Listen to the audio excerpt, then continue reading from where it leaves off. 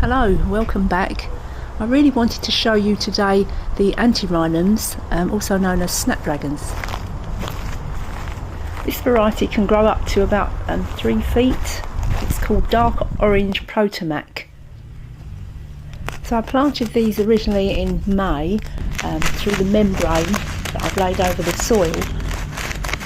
Basically you cut a hole in the membrane, you can use a cross with your scissors, and then plant each seedling in the gaps.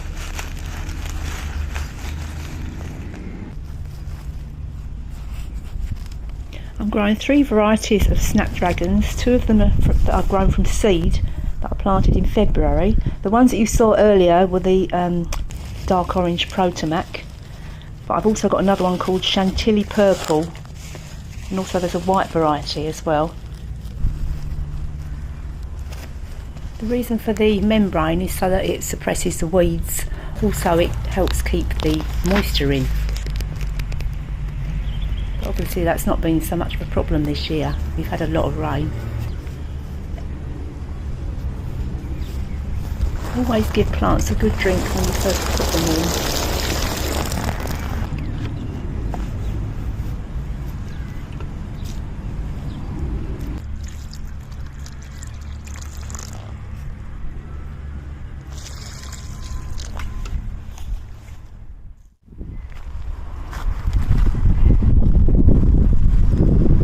These are such a gorgeous colour. They're like strong orange, and then they've got pink and yellow in between. They're very strong as well. I'm really pleased with these.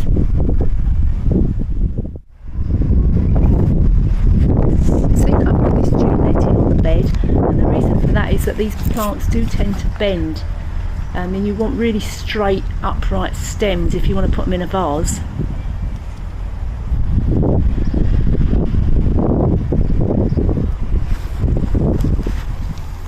If you look at this one here, it's completely turned, it's bent at the bottom, so when you actually cut that out and you want to put it in a vase, it's not going to fit very well. I mean, this is fine for me, but obviously if you're selling them or if you're preparing them for a wedding or some sort of celebration, you would want them straight. So you do need some sort of support for these really tall plants. Also, if you get a storm or bad wind, they would fall over quite easily because they are quite top heavy. So these are pretty much ready for cutting. You have to cut right down at the bottom of the stem and then remove all the leaves, and then they're ready to take home.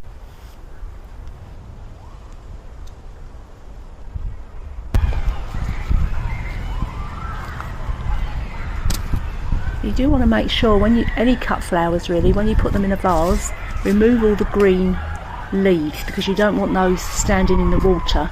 If they sit in the water, they'll go stagnant and the flowers will go off a lot quicker and you won't have a very long vase life. I'm going to cut these at a 45-degree angle so that they can take up as much water as possible in the vase.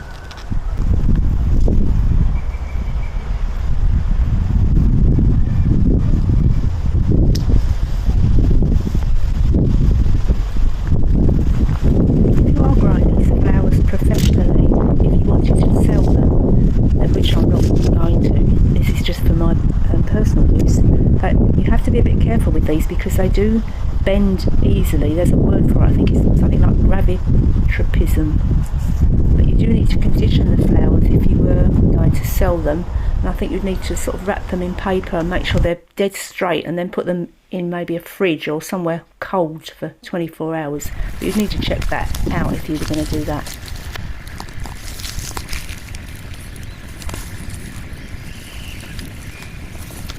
These are more than good enough for my use.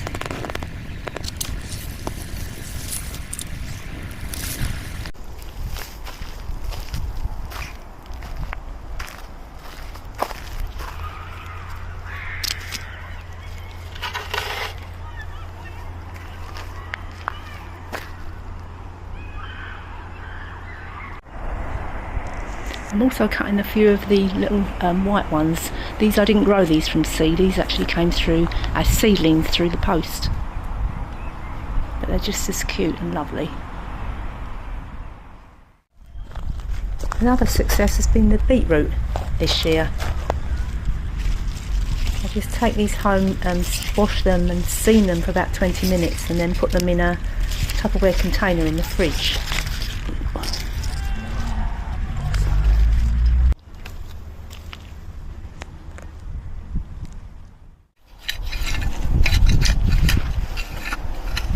So, going on to failures, these are the carrots, and unfortunately they're not good.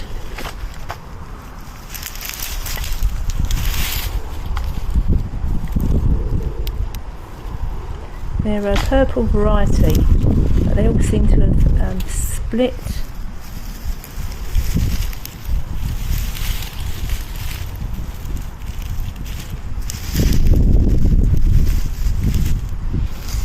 It's obvious looking at these now, I can see that I should have thinned them out. They're some really weird shapes.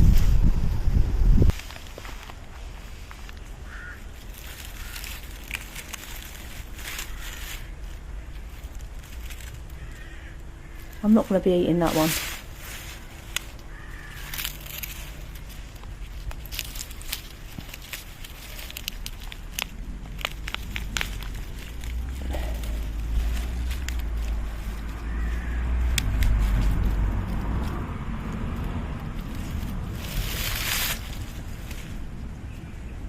I can see little slugs in there as well. They've been having a go at these. I think there's 3 things I've learned from this. Apparently they split when they've had too much water and then drought, which is exactly what's happened with these. And one of the other things is I've planted them too close together. And I think I should have dug them up sooner as well. No, I won't be eating that one.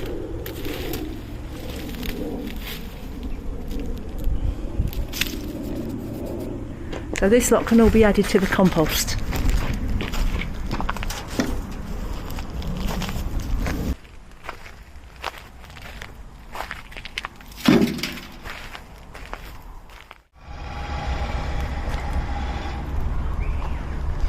I had to show you the sweet peas again. They're just looking so lovely and they just keep growing and growing. And I keep cutting them and they're still growing. And the smell is fabulous. Look at that colour.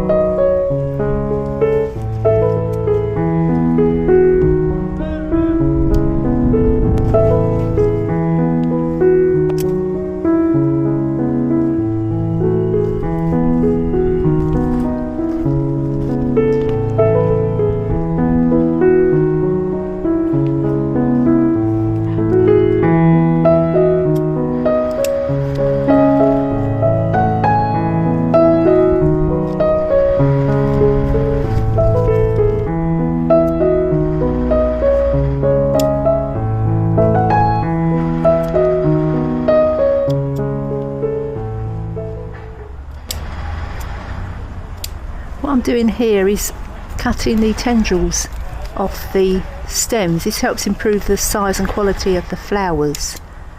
I think it redirects the plant's energy into the main stem and you get a better flower from that. It's not something you need to do, and I think the tendrils do look really pretty actually.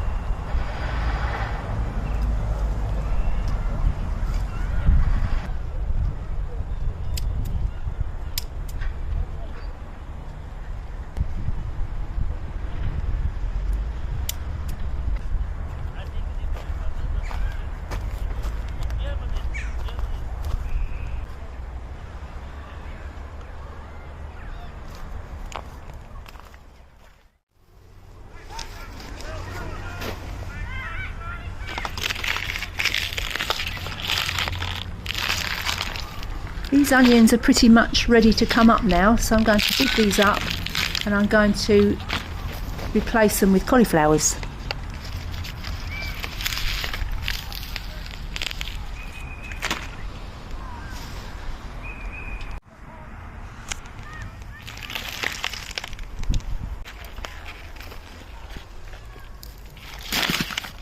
If you're not intending to eat the onions straight away, then you need to store them and you need to let them dry out or cure them.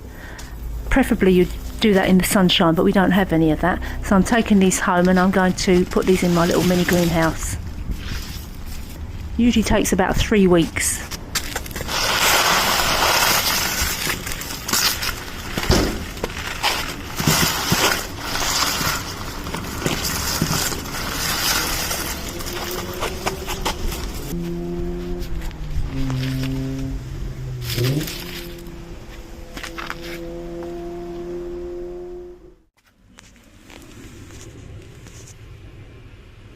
These tomatoes are coming on really lovely as well. I've just got 2 of them in pots. I've got them in the garden. One of them is like a patio bush tomato. I put that in a large tub. And I've also got another one called a tumbling Tom Red. And that's in a smaller tub, both kept in the garden. I mean, look at these. Just need to turn red and they will be lovely. Well, thank you so much for watching my little videos. Hopefully I'll be making more soon. Take care.